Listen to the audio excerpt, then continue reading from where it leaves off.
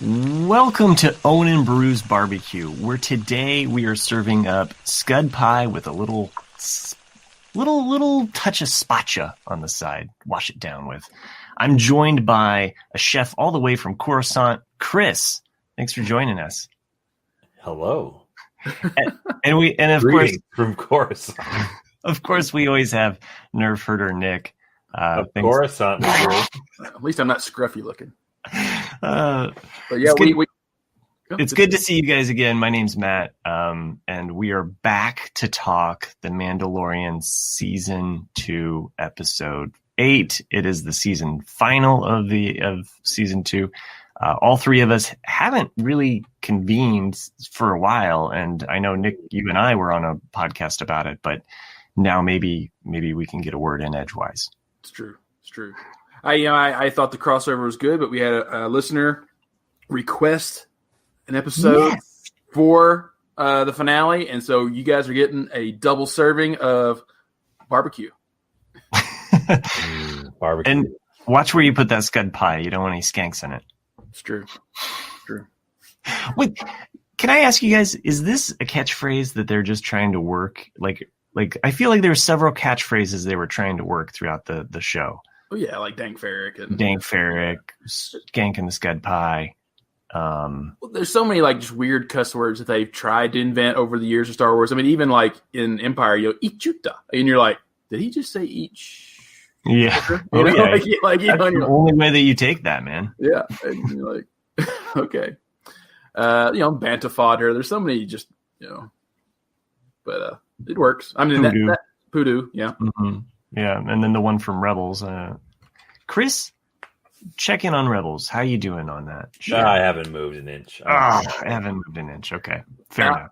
Before we get into the episode, just since we're on Rebels, let's go ahead and talk about it. Have you guys been reading the gossips around the internet about how there was originally, before this Ahsoka series, they were actually planning on doing either a live action or a continuation of the Rebels series? But because Ahsoka now has got so much stuff behind it, they're going to blend the two. So a lot of the storylines that were intended for Rebels 2 is going to be Ahsoka. Sign me up.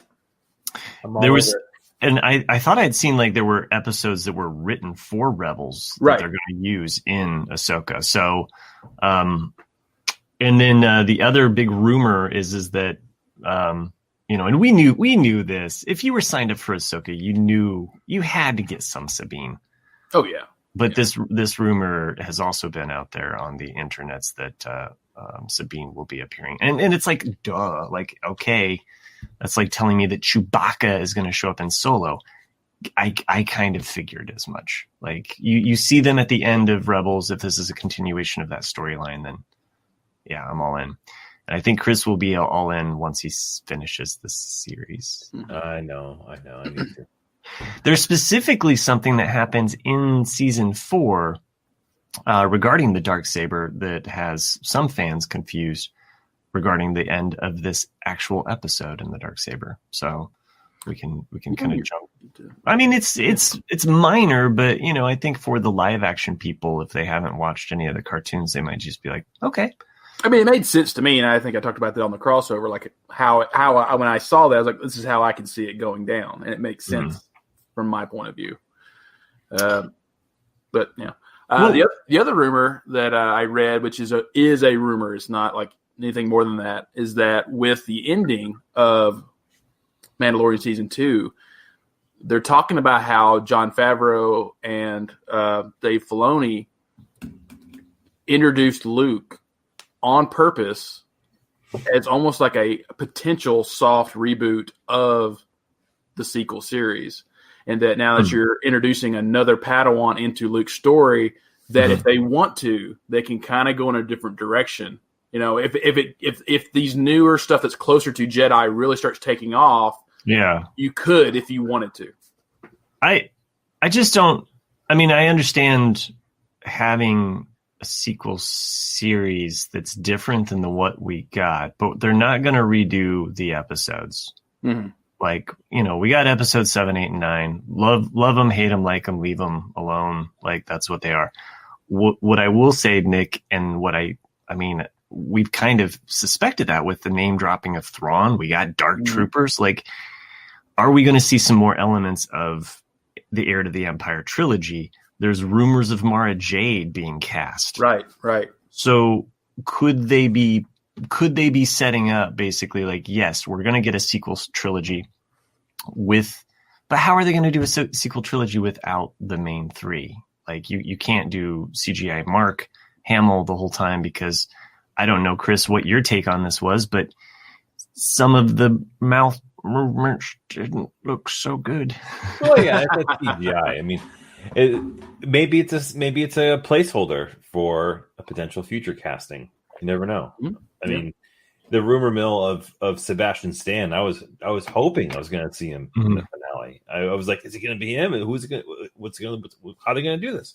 Well, that scene, because you just got excited the second you see the X-wing. It was like, it's Luke. I actually thought it was going to be Sebastian Stan as soon as he pulled the hood back, because like I had said that to Matt, and how a year ago they had already kind of been saying like, I'm forgetting her name, the actress that plays. Rosario Dawson. Yes, thank you. Rosario, there was all these things floating around the internet saying, "Oh, Rosario Dawson's really campaigning to be Ahsoka, the live action Ahsoka," and it's almost a full year before we actually see it, and it was kind of a surprise. But it's like one of those things for the fanboys to kind of just have it percolating in their head to go like, I don't know if I want Rosario Dawson, and then just slowly over time they get used to the idea of it, and they're like, okay, I could see it. And then by the time it actually hits the screen, you're used to it. You're like, oh, yeah.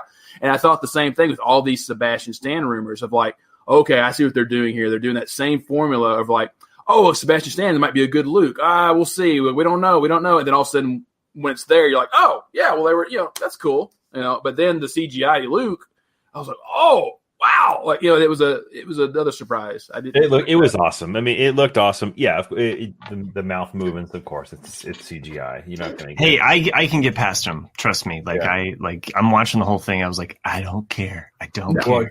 Like, I would love just to spend like 15 minutes in their like war room, like their strategy room at Lucasfilm in Disney, just to see like, what is their idea of like the timeline of all these releases? Because there's so much stuff now. And I don't know if you guys heard the news came out a day or two ago that Ubisoft, or actually I should say EA, no longer has the exclusive rights for Lucasfilms and Star Wars games. Yeah. And now that's expired, and now Ubisoft is announced with StarWars.com. They announced yesterday or the day before that they're developing an open world Star Wars game. I saw. I've been wanting that. Tons of people Grand Theft Auto came out. Like that's all I ever wanted was an open world Star Wars.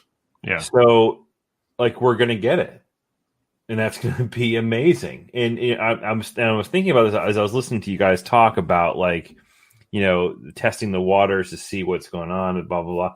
But at the end of the day, like they have such a huge franchise now that this game, I can only imagine, is going to tie in all of the current stuff.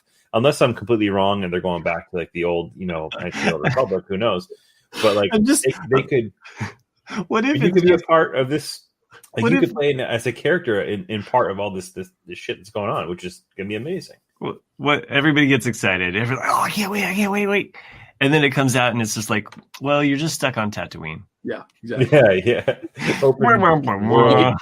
You find like a secret X-wing somewhere, and like you're like, yes, I can get in the plane. And then like as soon as you get like somewhere, you can't, like there's like a fake glass wall on the planet. You're just like hitting it around. Like, oh yeah.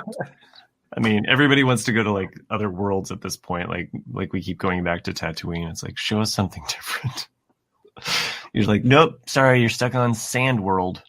Yeah. Well, I remember going back, 25 years ago now, 20 years ago, with, maybe not that long, 15 years ago, maybe it was. I have no idea how long it was been since Xbox.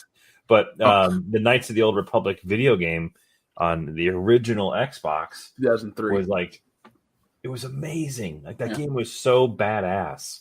It's a good, because it was almost like of its time, like an open world game. It was like a sandbox game, but it was a really I mean, Freaking big sandbox. It's still a cool game. You can actually get both of them now on the iTunes store. Yeah. Knights of the Old Republic and Knights of the Old Republic 2. Yeah. Nice. I don't know how good it would be on the iPhone, but yeah.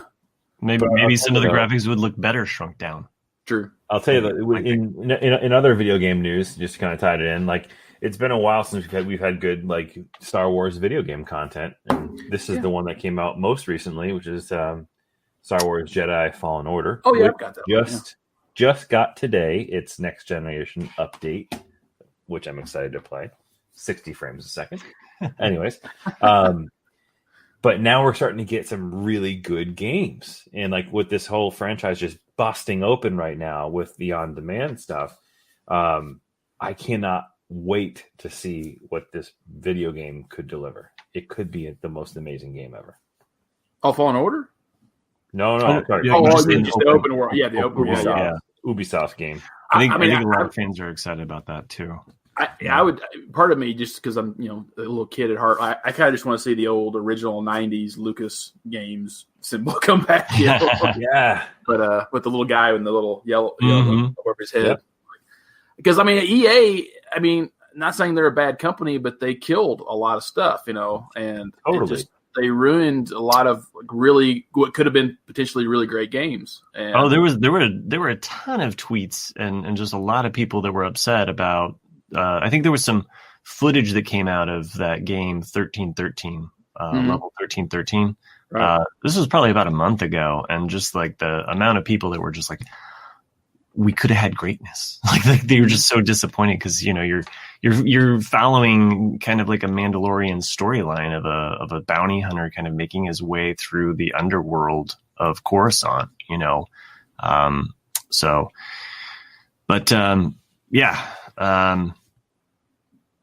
I don't know. I don't have any other game news oh, I do. My son and I, he always comes up with like crazy Star Wars ideas.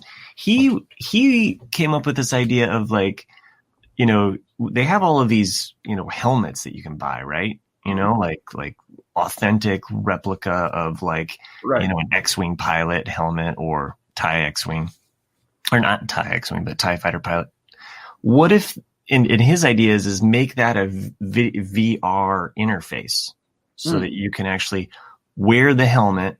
You got the VR like screen right there, and you play your X-Wing game while wearing the helmet. And I was like, yeah, that's a cool idea, buddy. That'd be a lot of fun. So it'd be a high dollar, but yeah, you could do it. Oh yeah, he's made a little PowerPoint presentation on all this stuff. Seriously, he's come up with a Nerf gun where it's like, I don't know. Do you remember that comic, Chris, where the Jocasta, I think it's Jocasta, uses a lightsaber gun. Like she puts a lightsaber into a gun. It's like an old rifle, and she shoots this powerful blast at Darth Vader because Darth Vader's hunting her. That's awesome. Yeah, it is. It's cool. It's like an old style, like almost Old Republic kind of looking, but it uses a lightsaber. So he's come up with a Nerf gun that uses a lightsaber as a like. You keep going with your Star Wars toys ideas, buddy. I'm just here to cash in the checks when I'm old and gray. So we derailed a little bit, but to bring it back, I guess, Chris, like we didn't hear your first reactions about this, episode. I know Nick and I, we were kind of, had our instant reactions because we recorded just, a couple hours after it was released. So I watched it once, and that was when the night it came out or the day it came out, and I think my gut reaction was, "Wow, that was amazing!" It was the coolest ending to the season. And then the more I thought about it, I definitely wanted more from the episode.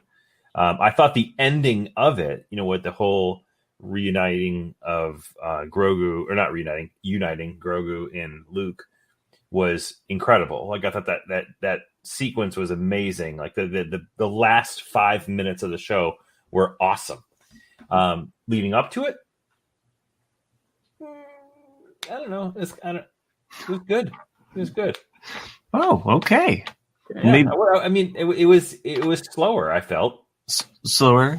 I mean, I was shocked because Bill Barr wasn't in the episode.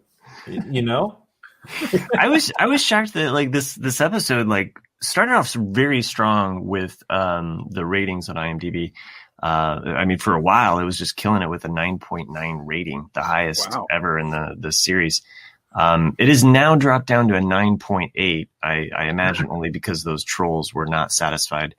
But still a strong showing for the show, you know, and I think as I was tracking this entire season, like it's had more standout episodes than season one. Absolutely. Yeah. I mean, probably the budget, you know, there's a lot of things, like, you know, we've talked about this many times, how like the first 3 episodes of the first season, really good.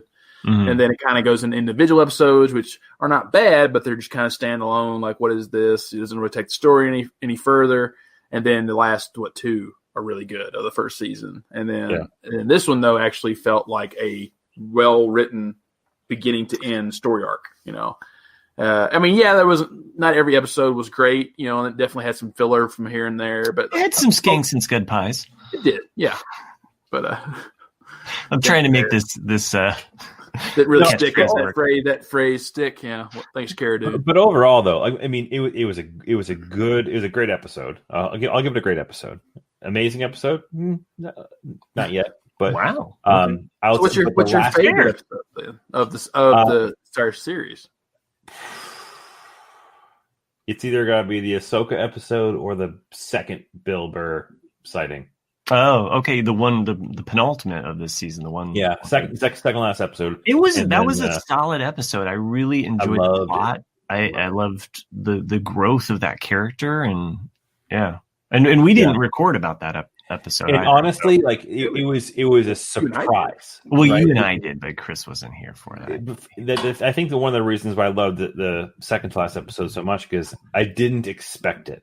You know what I mean? Like I didn't think that Bill Burr was going to deliver an episode like that. Like it was, didn't know he was capable of acting, but he did a phenomenal job. And I thought that there was that one scene that just reminded me of Inglourious Bastards when they're in the cafeteria. Like there was just such amazing elements to that episode. But on to the finale though, like the sequence, the last like 5 minutes was just awesome. Just from, you know, seeing like the X-Wing fly by, you just get giddy. And seeing, you know, Luke essentially doing the Vader walk right down the hallway, which is sick. And just seeing how like the most feared character of the entire season 2 were these Death Troopers, right? That like everyone was just like, holy crap, it's like they're like Terminators. And all of a sudden, you know, this Jedi busts onto the ship and just it's like a hot knife through butter, like no problem. And you just kind of get that enormity of that feeling of like who this guy is. You're like, holy, it's Luke. Like, and he pulls up, and there he is. I thought the Darksaber thing was awesome, and they definitely wrote that part of the finale to extend the life of Bo-Katan and Mando. The one thing I couldn't get over the episode, and every time I rewatch it, I find it hilarious. Like every time I watch it, I'm watching Bo and all of we're on a first name basis. Right? Yeah. I'm watching every time she's just like, okay, so here's the plan. When we get there, nobody touches Moff Gideon. Got it? Ignore her. Yeah. You know, and this is like, and like the look on her face when he strolls in with Gideon and the saber, he's like, oh, look what I picked up, you know, and she's just like, are you kidding me? It like I felt like she was just like ready for, you know, like her own like little soliloquy or monologue where she's just like, you know, this guy again, you know. But did you not listen? I feel though that it ties them, and I think that, you know, maybe Chris, to your point, like the ending like so overshadows some of the things at the beginning that, you know, when I rewatched it, you know, some of the moments where they do go to Bo and they're like, hey, you know, he's like, I'll do anything. I just want the kid. You know, like he's actually selling the idea of like they got this light cruiser. You know, like I'll help you out. You know, like and it was definitely like he gives her his word as bond, which we already saw that with Boba to him. So it really ties them together moving forward into season 3 and this idea, because Boba's just like, why would you want to go there? That's class, man. Like, right. So yeah, I think it was there's 2 finales here. I think we saw the finale of Grogu. We're not going to see him again. Like, what? I don't think he's going to be really. Can I bet with you on that one? Let's just kill the cash cow here. No. I mean, but think about it. Like in they had to anchor it to see what's the continuation of the Mandalorian. I think that. I mean, I think you're right. I think in some aspect in that this 3rd season might not have him at all. Because I think they will make it more about Bo-Katan and the Mandalorian, like who's going to be the leader, how they're going to resolve the whole Darksaber thing. That's going to be a real big stretch though too, because like I said, like it is to a lot of people the Baby Yoda show.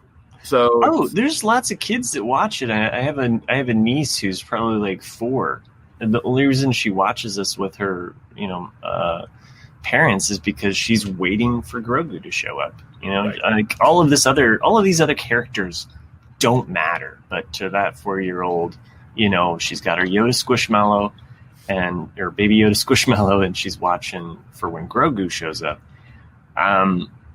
So. Chris, one of the things that I kind of floated on the we'll say the part 1 of this discussion about the final is that maybe in season 3 we might see some. I referred to it as like an ET moment, where like when ET's being affected by something and then Elliot's like also being affected by it, like they're symbiotic in a way. Maybe, just maybe, or. Grogu, we see Grogu meditating, and he's being all peaceful. And then, like, Din is in some kind of dire danger, and then all of a sudden, like, he's got a vision. Attachment, though. It is attachment, but you see that at the end where, like, Luke is like, he's waiting for your permission to leave. And upon rewatch, and I just... My kids and I, we just watched Phantom Menace the other day, so this was already stuck in my head. Din says to him basically what Anakin's mom says, like, I'll see you again. Or maybe it's what Anakin says to his mom, but he's like, I'll see you again, I promise. It's almost like word for word. It has that same kind of like, and here's a Jedi who had a real mother attachment issue, so. Oh, that was... Sorry, just because it reminded me of it, like that whole rumor about. Actually, did I say that? No, I didn't say that. So the other rumor, which could be true, could not be true, is the first episode kind of description of the first scene of the Ahsoka show is going to be the right there in that same episode, but you're seeing it from Ahsoka's point of view instead of the Mandalorian's point of view. So after they first meet, you see Force Ghost Anakin appear with Hayden Christensen.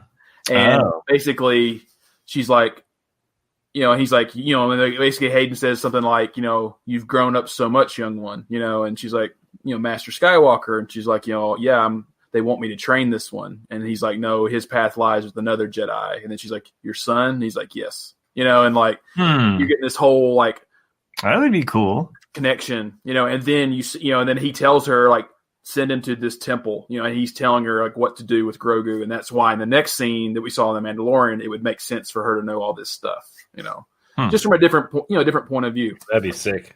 Yeah. But I mean, like I said, this could all be rumors. It could just be, fan ideas, but I liked it. I was like, oh, that's a pretty interesting thought. Yeah.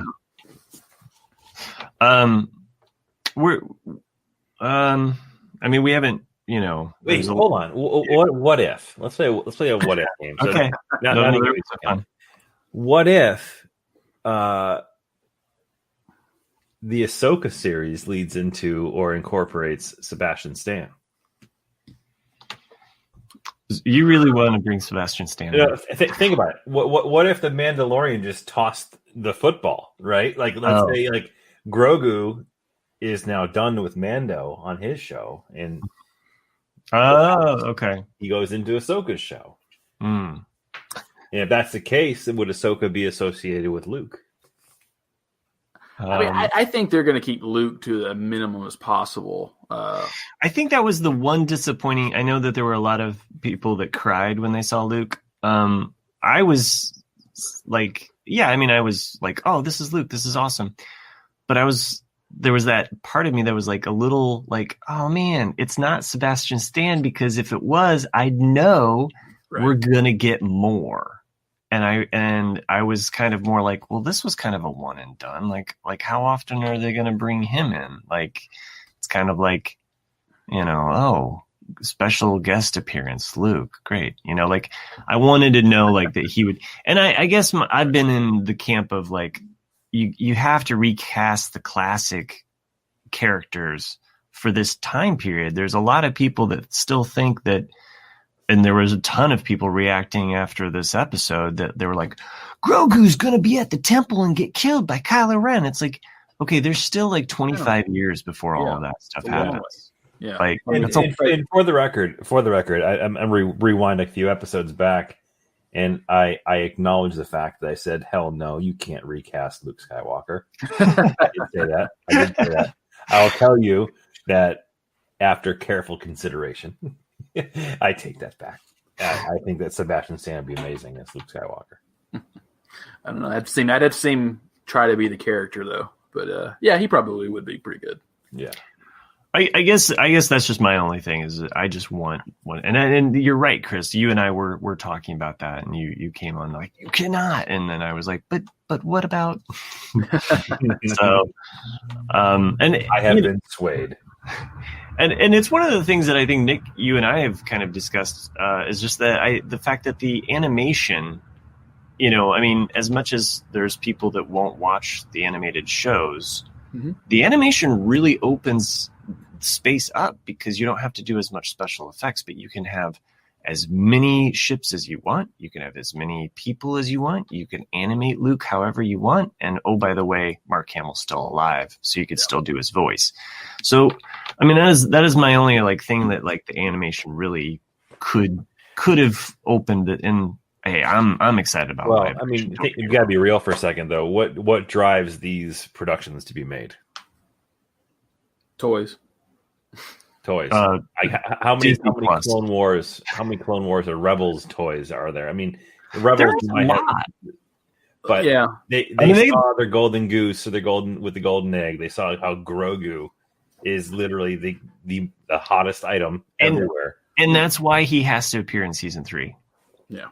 Even if it's just like guess what he's doing? He's eating butterflies. But I think it's kind of like Matt and I have talked though, like the cartoons. So people don't take cartoons seriously, But now because of Mandalorian, there are so many people now that are watching the Clone Wars and Rebels just because of that series, and now they're thinking of this stuff as canon though. But I mean, like even when like the Star Wars Resistance cartoon came out, I have zero interest in watching it, And that, from what I've heard of it, it was a good call for me not to watch it. But it's just because like they're a little lesser tier than an actual show. Yeah. But Rebels and the Clone Wars was written so well. I mean, not all of it, but a lot of it was. Where you're like, wow, this is really good TV.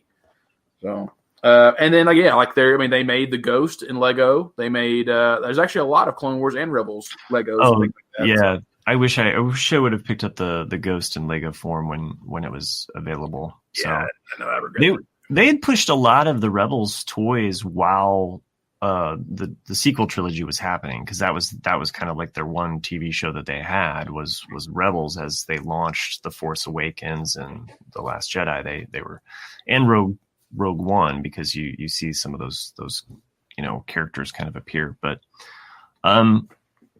back to this Mando episode though. Half an hour in, we're still. I have to like.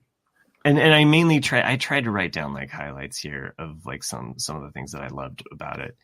One of them, and I'd be remiss without mentioning it again, even if we mentioned it on the last episode, Starbuck crashing into the landing bay. Oh yeah, like totally. The launch tube. I mean, not only was it her crashing, but the launching of the TIE fighters too. It was straight up Battlestar Galactica. I mean, I remember something there because they even used a couple of words that were the same thing as Battlestar Galactica. It's like, wait a minute, okay, so you got these things and it's like launching with the tube. It's just, and they throw it and it just like launches them out there in space. Like that's totally Battlestar Galactica. Yep. And they rammed it right up in there. It was perfect. I loved it. In the skank. And in that same scene, when she's coming in and she's landing that Lambda cruiser in the launch tube, you hear a trooper say, "Look out! Look out!" It's the same, as in the trench run. Yeah, I think it's probably the exact same audio. Yeah. Yeah. If it's not the same exact audio, they did a really good job of making it sound like that. But it's that same "look out." I mean, you hear it and you're like, "Whoa, I know that." Because and the first time I watched it, I heard it, and that my mental image immediately was the TIE fighter smashing into Darth Vader's TIE fighter, and I was like, "Oh!" And then of course my mind starts racing other words. I'm like, "I need to watch the show,"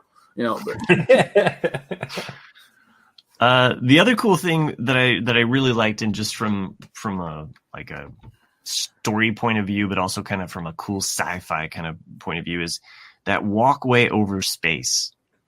They had that one little that one little kind of like bay, I guess, where like ships could come in or park, or I assume that long, what a walkway or whatever was retractable, but I liked seeing that, and then I liked also all of the action that took place with the thing above the space, and then you get to see it happen where the dark troopers come back and they arrive through that same very point, and there's only 20 dark troopers, minus the one that Din kills. That makes 19.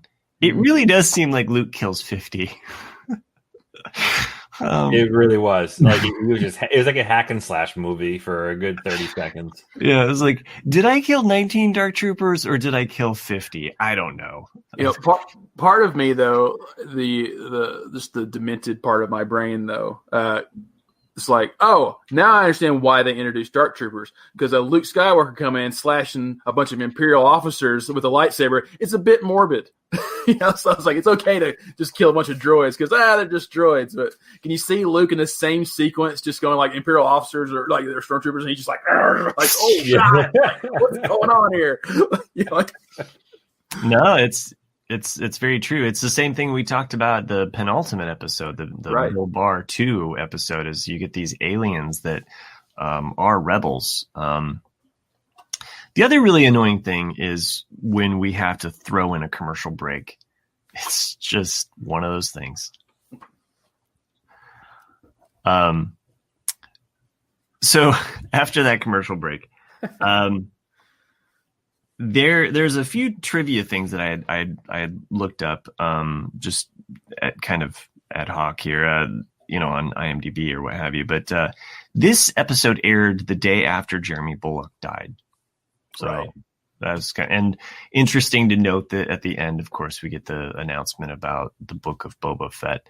Chris, since we didn't talk to you at that point, were you just as confused? Where you're like, wait, is season 3 going to be the Book of Boba Fett, or is this going to be its own show? I immediately Googled it and I was like, what the fuck is going on?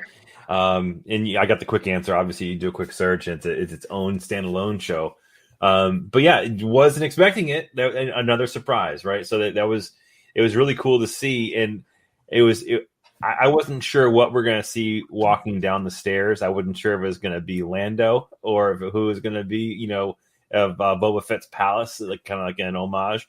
But having Boba Fett walk in and of all people, take out Bib Fortuna. Never thought we were going to see Bib Fortuna again, but I want to know what he's been eating in 5 years. Lots of tuna. That's but it was kind of a cool. It was definitely a cool shot, though, of seeing Boba and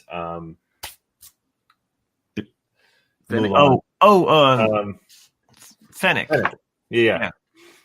She basically, and I thought this was kind of funny too, in this very same episode, she comes in, she wipes out everybody, but she saves the boss for Boba. Like she knows, you know. She listens, you know. Like, I mean, unlike Mando, like, right? She listened. Yeah. But it was a cool final shot of that little, you know, Easter egg teaser post credits scene of Boba sitting in cool addition to the throne, chair. Wouldn't you say? Yeah. Like the fact that he made the chair on, and he had the staff from the actual action figure staff, which was cool. You know, I wonder, you know, I think all rumors point to the fact that the Book of Boba Fett will continue on. It'll be moving forward from this point. I'm hoping, though, that we're still going to get some explanation of how you get out of the Sarlacc pit. So please give us a flashback. And I know, Nick, you and I have discussed it. We want at least some kind of like young Boba or Boba Fett, like in his prime, like cutting down like bounties, you know, like if the Mandalorian, you want Boba minus the burritos. Yeah. If you got to recast him, I mean, you bring Tamoma Morrison in for all of the other moments, but I just, and I don't mind, you know, the size of that he is, the actor is now, and what have you. It's I'm all cool with that. But I think if anything that the Mandalorian should have taught Lucasfilm is that everybody went crazy over Luke in his prime. That's all we wanted. We want all of these action heroes, or not action heroes, but well, I mean, that's what they are to us, in their prime. Yeah. Well, that's you know, because we talked about that on the Vader in his prime crossover. Yeah, exactly. We want to see Vader in his prime. Yeah, because by the time we get to him, the original trilogy, because of just technological limitations, and it's, you know, because it's very much a coming of age story for Luke, in that we just see him not even really fully be a Jedi, you know, and it's like, well, I want to see Luke as a Jedi, a true Jedi.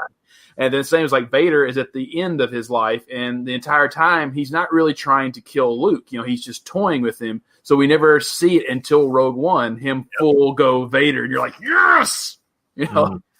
And so yeah, I mean, that's why those things made us all happy. And look, we've talked about, and also in the crossover episode, is that both the Vader scene from Rogue One and the Luke one from this episode, it's basically a mirror scene, in that, you know, it's just the opposites of. One is coming out of fear and the other one's coming out of hope, you know, which is really a cool way to do it. One thing is now that they have this light freighter, though, they're never going to get those dents out of that door. That door's never the right way again. It's just like, it can only open so far. Got to give a hat tip, though. You know, Favreau and Filoni, man. They're the new Guardians of the Galaxy, if you will. Yeah. That's my favorite meme I've seen so far, is of J.J. Abrams saying, like, you can't, you know, appeal to new fans as well as old school fans. It's not possible. Then you have Jon Favreau going, hold my beer. Hold my beer. Yeah. It's a good hold. Man, he crushed it. They did a phenomenal job. And who knows? I like to see if Favreau gets signed on to any of these other shows. No, he is. Yeah. So the other. I was going to say the other rumor, though, is a Favreau favorite. We'll just say, you know, I mean, you heard about possibly Robert Downey Jr. Oh no, I don't want him as Thrawn if that's what they're thinking. There's no way he can't do. He can't do that character. No. But he could do other characters, like, I don't know. But the thing is that Robert Downey Jr.'s price tag is so big. Yeah. Like, would he do it? You know? Is he just coming in for a cameo? There was a lot of rumors floating around because he was seen somewhere near Lucasfilm, or like. What were you going to say he could be? What character? Yeah, sorry, man. Yeah. Oh, I don't know who he could be. I was thinking that he could even be somebody that we haven't suspected yet. You know, there's been all of these rumors about Mara Jade. You've got Thrawn. The one other character that comes out of the Thrawn trilogy and doesn't get a lot of cred is Sabaoth, which is the Jedi Master clone that goes crazy. But a cool concept, because you don't have to keep to Legends. You could change that character into Sifo Dyas. You could have a clone of Sifo Dyas or somebody like that like reappears later on as an evil Jedi. You need an evil Jedi that this group or Ahsoka or somebody else But Sifo Dyas isn't really an evil Jedi, though. He was involved with the clones. Yeah, right? but like, Sifo Dyas was involved with Order 56. No. Sifo Dyas is Count Dooku's best friend. Right. When they're both in the academy together. But the thing is that his master, when he's getting his training, saw that he had this foresight to actually feel and see the future within the Force better than most Jedi users. But eventually, as he gets older and he taps more into it, it drives him mad. Oh, okay. And so that's why, like, when you is see that in the, because I haven't finished that book yet. I've been actually listening to the Dooku Lost Jedi. Yes, it is. I mean, there's also, I think there's other elements too. Because he was in what, like 2 episodes of the Clone Wars or Rebels, or something like that. Sifo Dyas was. So, but yeah, I'm not saying that it could be Sifo Dyas, but I'm just saying like Sabath is like another person that comes out of the Thrawn trilogy is gone evil because he's a clone of a Jedi, and we've never seen that. And that would be a cool concept to bring in, even if they don't do Sabath or clone of Luke, Luke, as it's spelled out in the Thrawn trilogy. But, I'm just saying, like, maybe, I don't know. I mean, they're pulling in things from Legends and changing it, and making it their own, which I'm cool with. I don't need a retelling of Heir to the Empire. I already like can read that book, but know that like we already talked about it. The reason we all devoured those books is we wanted to read about Luke in his prime, So one thing I wanted to talk to Chris about, or I mean, Nick, you're included. I just we discussed it, somewhat before, but do you think that Moff Gideon has some Force sensitivity or some Force power in that last episode? No. Okay. I'm on the side of no, but here's my only thought was he dipping into the midichlorian blood juice? Is he injecting some of those midichlorians? Is there some kind of he does it? There's a few things. He says, assume I know everything in regards to like the fact that he already knows that he's launched all of his wrist rockets when he's facing off against him in the brig. He also sees the bond between Mandalorian and Yoda. Grogu. Sorry. He says, "Oh, I see your bond with him. It's strong." How can he read Mando's face? It's in a helmet. And the only other thing that he can do is read Grogu's expression. When they fight, he disarms him, and immediately, like it's not just like a pause. He says he kind of laughs and smirks, and he says, "You're going to spare my life." Like, and he's kind of almost amused by it. Like he's like, "Oh, well, let's see where this goes." Then the last one I'll just point out is that Luke arrives in the X-Wing, right? And everybody's like, who's this? And we still don't know who it is yet. But as Luke is coming and just slicing and chopping bread, right? Two individuals in that room, respond. Grogu perks up. He's like, what?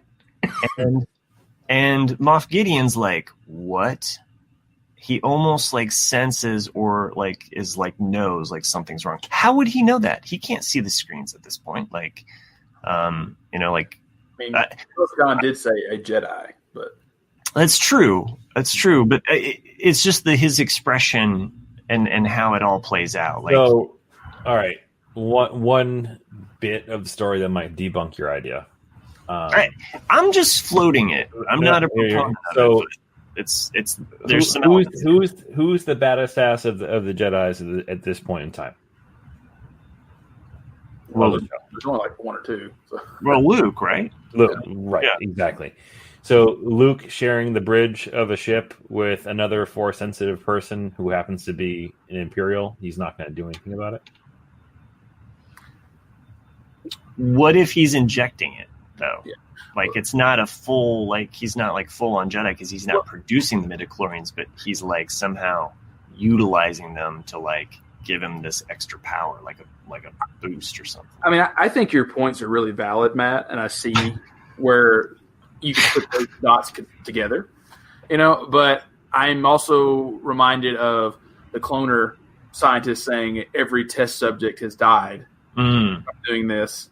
Mm-hmm. So the only way you could make that work is if Moff Gideon purposely was killing all these people himself in order to get more of this power for himself.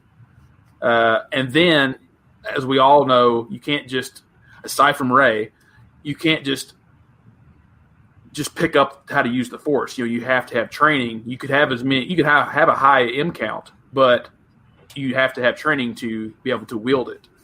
So it's so I don't know. I mean, it's food for thought. We have a year to speculate. I mean, in defense of your idea, Moff Gideon's had a boner for the Darksaber. Maybe it was the only way he can get himself a lightsaber, and he wanted to have a lightsaber to be part of his. Yeah, and he had the cool cape. He had the cool armor. He had the cool cape, cool armor. He was a Darth Vader wannabe. I mean, it was part of the ensemble.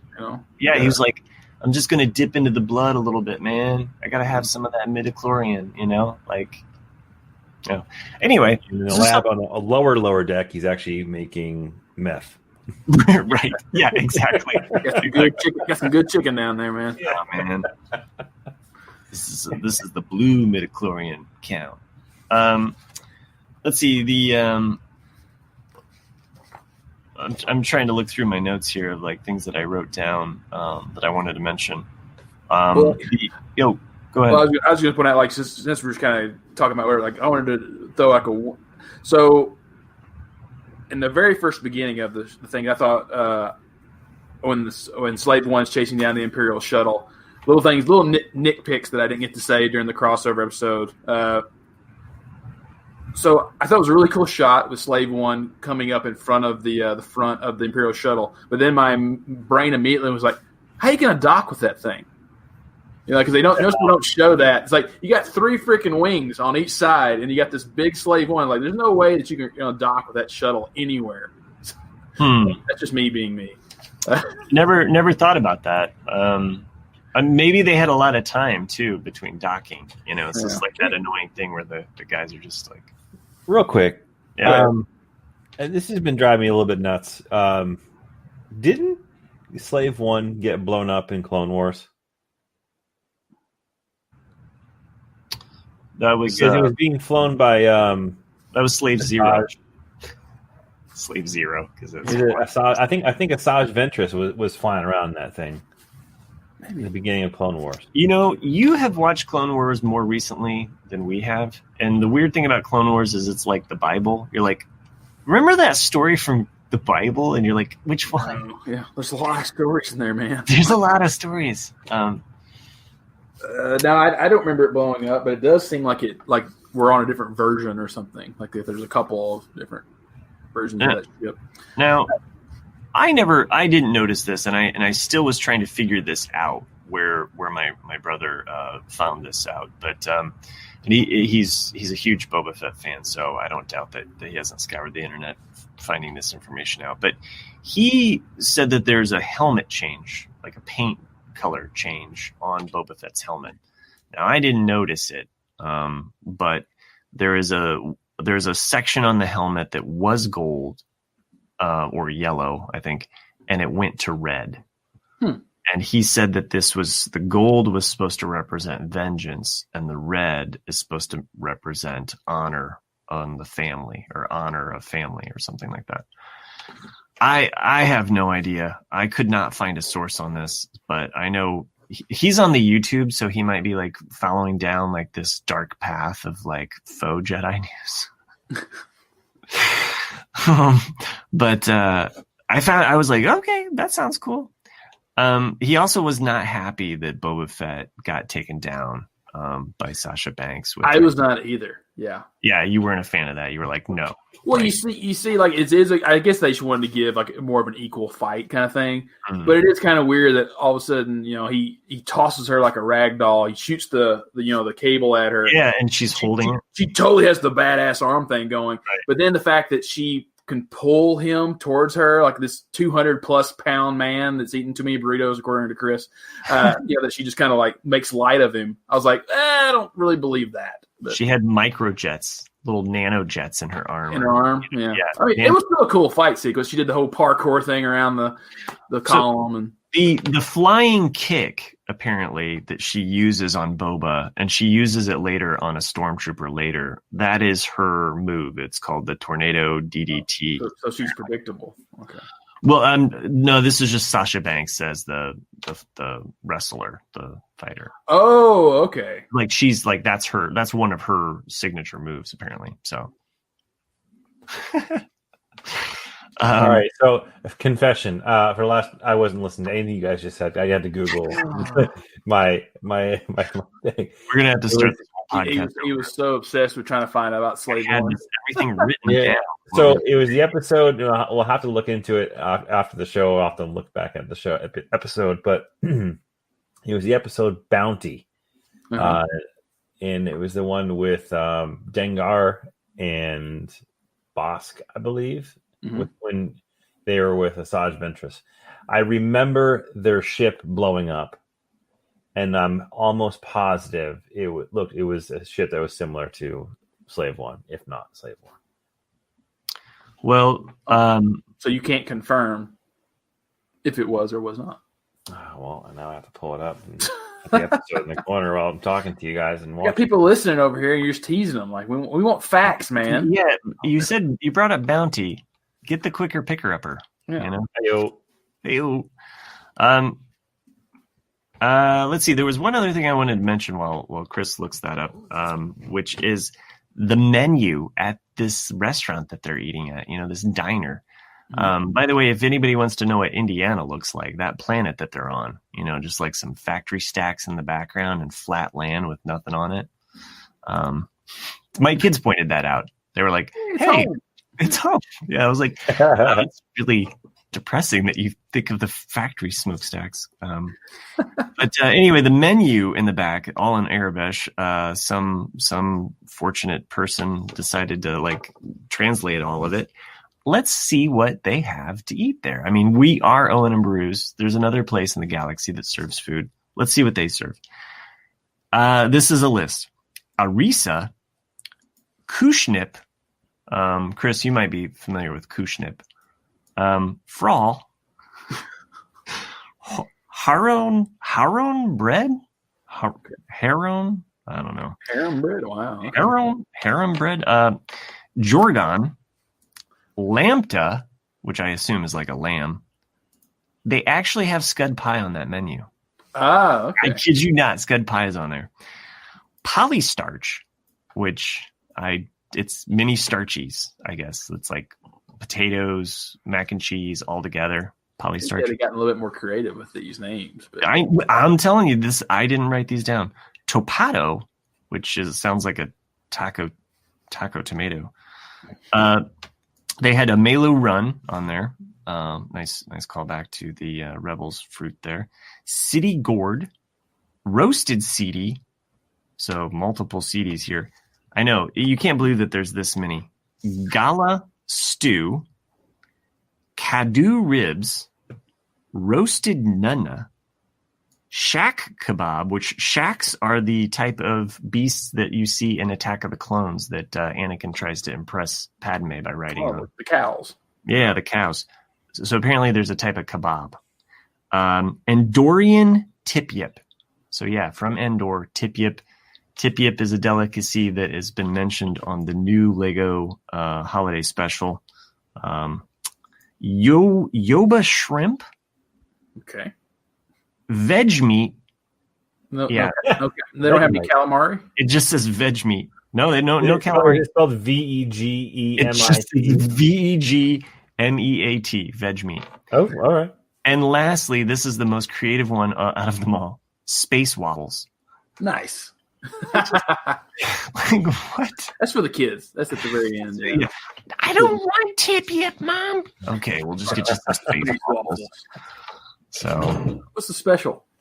Polystarch. Yeah, okay. Hello, my baby. Hello, my darling. Well, anyway, that was pretty good.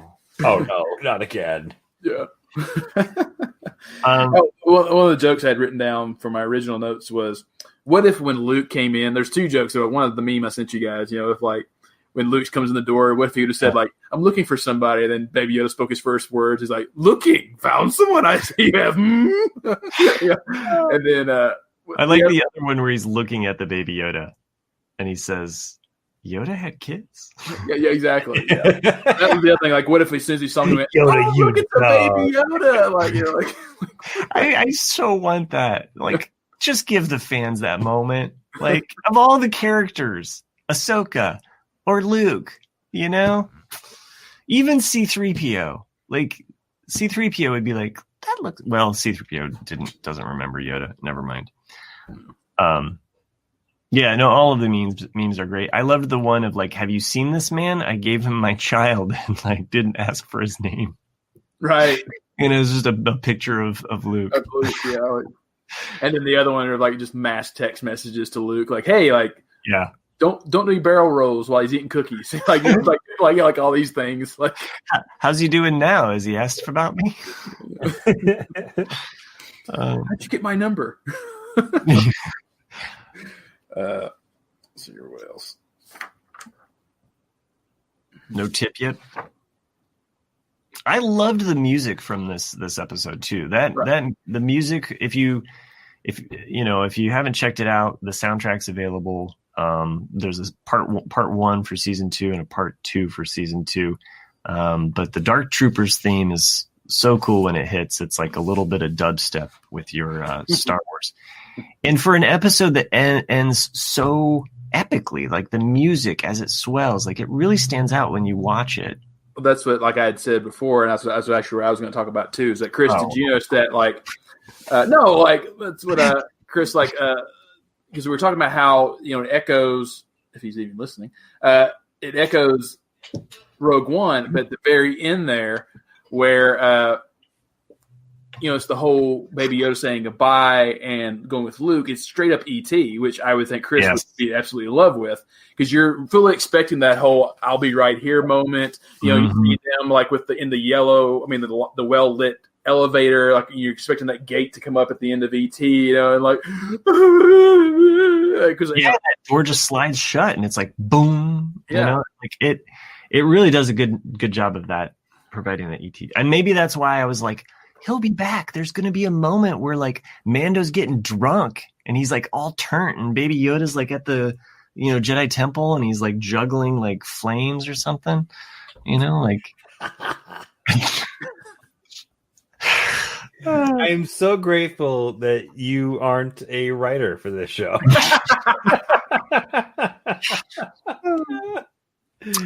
There are a couple things that I write, and that are the names of the patrons. So, wow. Before we get to that, we can discuss. Oh, okay. No, we can discuss a few more things yet. There was a couple other Star Wars related items I wanted to mention yet. So actually, I was going to say, if you haven't yet, I highly recommend you do follow Hamill himself on Twitter. He's been a sideshow of himself with his outlook on all things that are happening today. But prior to the madness of this past week, he posted a picture of himself at a gas station called Tashi Station. That's so great. Yeah. And he was holding power converters, and he's like, I finally got him. I was like, that's fantastic. Like, he's such a nerd. I love it. Yeah, check it off my list. He's such a nerd still, and I love it. And his Twitter feed is actually pretty amazing. Well, I mean, like the morning of this episode, all he wrote on Twitter was, "Is there anything good on TV today?" Or has anyone watched anything good? It's like that, and it's like, oh, it's such a cool, like mild spoiler, If you haven't seen it, yeah. Oh yeah, it makes you wonder. Like, did he look up a Tashi Station, or I'm did sure, he just? I'm sure somebody probably told him, like, hey, like, there's a thing called Tashi. You've got to go at some point. One thing I had noticed. Oh, go ahead. And further inspection, that picture is completely fake in all aspects. It's like, yeah. Fair. There was one thing I want to mention regarding the prequels.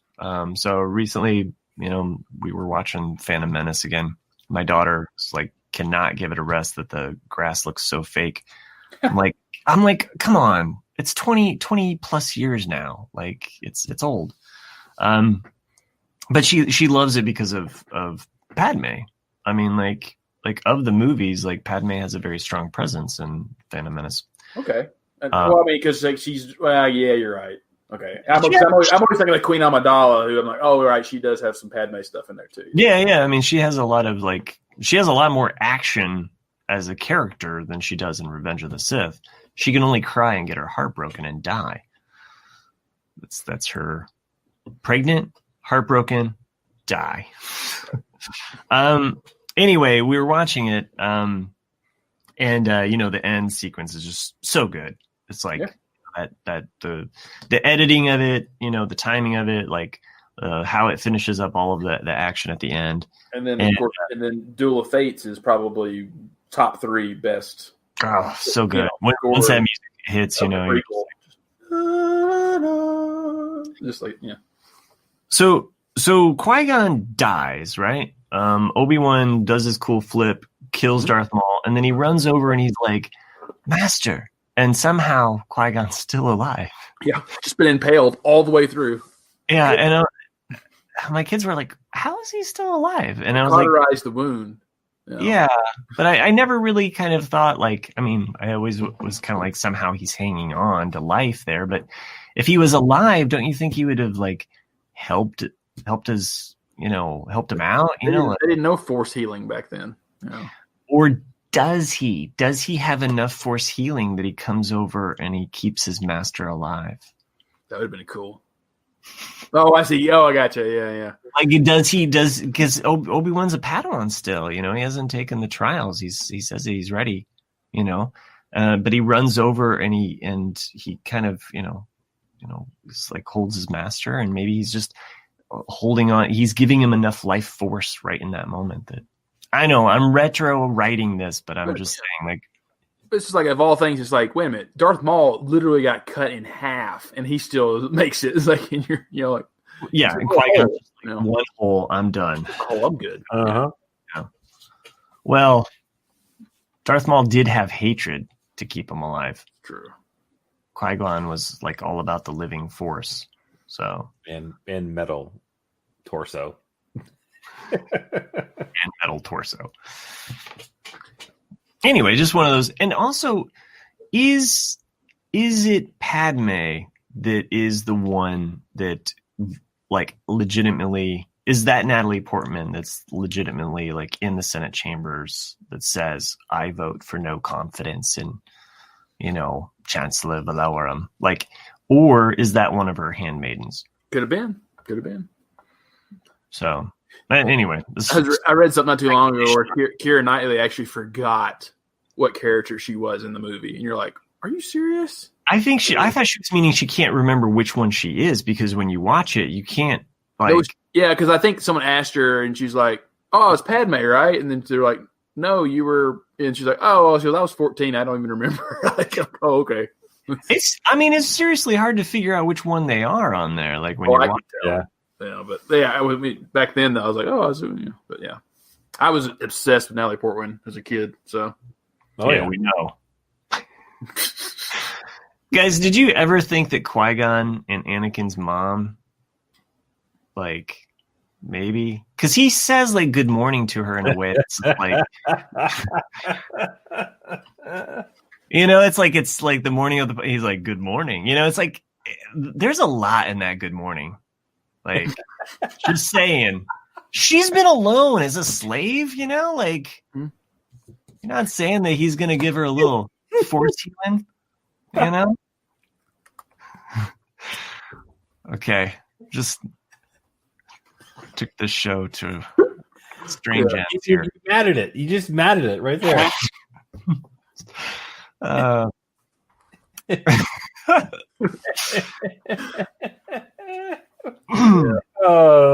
we can continue this conversation on another show that we do which is called the Ramblecast After Dark, where we do get a lot more explicit, and we could talk more about her virtue. Yeah. Hey. I'm just saying, I always thought that there was a little something there, like, you know, like, hey, you know, like they just have this chemistry. So yeah, they do. Yeah. Quick little plug before we. But the thing is, in my last 20 years of my life, never have I once heard someone go back in time to try and rewrite the script of Phantom Menace to their own like daytime drama vibe. Thank you. I did. Matt's read them. I rewrote all three of them. Yeah, he was trying to fix it. Episode 1 though is close to the original, but like, yeah, I did rewrite all three. But quick plug for a book. Yes. So Matt and I had discussed. He had bought and read the first one. There's a first one for the first Star Wars film called From a Certain Point of View. The sequel to it for Empire Strikes Back, From a Certain Point of View, has recently been come out in hardback. And these books are a collection of little short stories from each scene in the movie, but they're from a minor character or even a character that you never saw at all on screen. Oh, that's rad. And so the first story is about a girl, a young officer or just Imperial, who's in charge of all the probe droids that were being sent across the galaxy to hunt for the rebellion. And so it's nice just to hear some of these little things about her seeing, you know, through the eyes of the probe droids, seeing the Hoth shield generators, and what she does with all this information. So it's they're pretty good little books. That's pretty rad. Is it considered canon? Yeah. It's part of the new canon, and it's an anthology. So they're like 40. They're supposed to be 40 short stories for 40 years. Awesome. I got it as a Christmas present, and you know, it's started reading some of the stories on my own, and then I started reading some of them to my kids. And some of the stories, I'm not going to spoil Nick because he's reading it as well, but you know, some of them are from the point of view of the Tauntaun or the Wampa. And there's even one from the point of view of the space slug that we see later on, or the Exogorth. Right. That's rad, dude. So there's two of them out now. So you have Star Wars, is it A New Hope, and then Empire? Yeah, A New Hope and Empire, yeah. Yeah. All right. And worth the while if you're just looking for some short stories and something, you know. It was the one thing that I asked my wife for Christmas. I was like, she was asking me what I wanted, and I was like, I've been really wanting this book, you know, and so and I'm sure they're going to do one for Return of the Jedi, but it's very much in the same vein as like if you ever read Tales of Mos Eisley or Tales of Jabba's Palace. It's, you know, taking a lot of these. Audiobook too. Yeah. Yeah. The audiobook I just picked up recently was The High Republic. I knew that was a book that I was not going to get a chance to read, you know, just timing wise and everything. I mean, I've been reading the other book, which is nice, but diving into The High Republic, I'm excited about it because it's covering a time period that we know little about. They also released a comic book as well. I'm not sure. I think they're two separate stories from what I understand, but they interconnect from my, like, I don't think this is a telling of the actual book, from what I can gather so far. So I'm excited about this period, the High Republic, and I hope apparently the writers of the High Republic though were very mad about the last episode of The Mandalorian because they did not know that Luke was going to be introduced, and they were really hoping for like a big, like, excitement. Going to be their MacGuffin. They thought, like they were going to get a lot of, you know, because it's a brand new thing, and so like Luke, they would have released it later if they'd have known it had been Luke, because they're like, dude, he stole all the thunder, like all the air went out of the room, because it's like no one's talking about really the High Republic right now. It's like it's all about Luke. Yeah, I mean, I just like that there's another time period though. Oh, me too. Yeah, you know, and to explore, because I like just like Knights of the Old Republic, or you know, the old Jedi and Sith stories from, you know, the Dark Horse, you know, era of comics. So and the, you know, so I'm listening to the audiobook as well, and you know, see. I'll report back, and maybe yeah, both of those from a certain point of views on audiobooks. So I'm gonna crack into those too for my commute. Cool, great. Yeah, I mean, you can get them. They're all really short, so you can get to them pretty good. And Chris, your only homework is to finish watching Rebels so we can discuss Rebels. it. Yep, I'm on it. And so my break time at work video watching is now going to shift over to Rebels. From the last I was watching. Well, let us know because now that there's no Star Wars TV on right now, we'll probably be on somewhat of a audio hiatus unless we decide to fire up the old grill. And I'm sure that we're all going to be waiting with bated breath for the Bad Batch. And I see that you guys are talking in the private chat. I'm not. He is. Oh, okay. I see. So private chat is meant to be private. You're not supposed to bring it on to the show. That's like breaking down the fourth wall, whatever wall it is. Nobody wants me to break down that wall. So if you enjoy this show, and hey, who doesn't? Help us out. Go over to iTunes, rate and review us. Give us a couple stars. That would help us out. You can also, send us an email, just like the other listener did. They were like, "Hey, that last episode sucked. We really want Nick and Matt and Chris back together. Give us what we can." Send it to the forceswelldone@gmail.com. You can also get some merch. Go over to jandjack.com. There is a link to our merch page there. There's some Owen and Baru's T-shirt and mug and it's got a menu of all of the different items that we have mentioned on the show. Also, you can become a patron, help the show out. There's some patrons that make this show possible. I'd like to thank them at this moment. I tried to make them related to this episode, so see if you can find where your name fits in. Today we have Artac DTAC. You were kind of like an eye roll smile on that one. No, it's good. I mean, but here's the thing: is traditionally you start off out of the gates, you crush. And okay, it's like the third one where you start really dropping off. So I'm curious. Okay, well, Artac DTAC, Eckhart Troopers with Rector wrist rockets. Pure Beskar Ed. Pure Beskar Ed. Like that. Okay, there's the third. Now, this is typically where you start to poop the bed. Midichlorian count Maggie. It's pretty high, the midichlorian count. So I'll fix it so you have a solid 4. Okay. It's midichlorian Maggie. Midichlorian Maggie, gotcha. All right. Leave the count out of it. Okay. Just the Kid Joanne. She's in it for Just the Kid, Oh, gotcha. It was a line in the episode. And lastly, the one to save us all, one X-Wing, Greg. Thanks for doing what you do. Thanks for making this show more than just a skank and a scud pie. We'll be back. That wasn't bad. That wasn't bad. Thanks. I really worked hard on that. I'll give you a B. You get a B. That's okay, I'm working on a B. I was aiming for a B. So it stands for Bounty Hunters and Boba Fett. All right. B+. Thanks for joining us. This was a great show, kids. It's 1 in a million, more than a skank and a scud pie. I'll never use that word again. Thank you. I'm retired.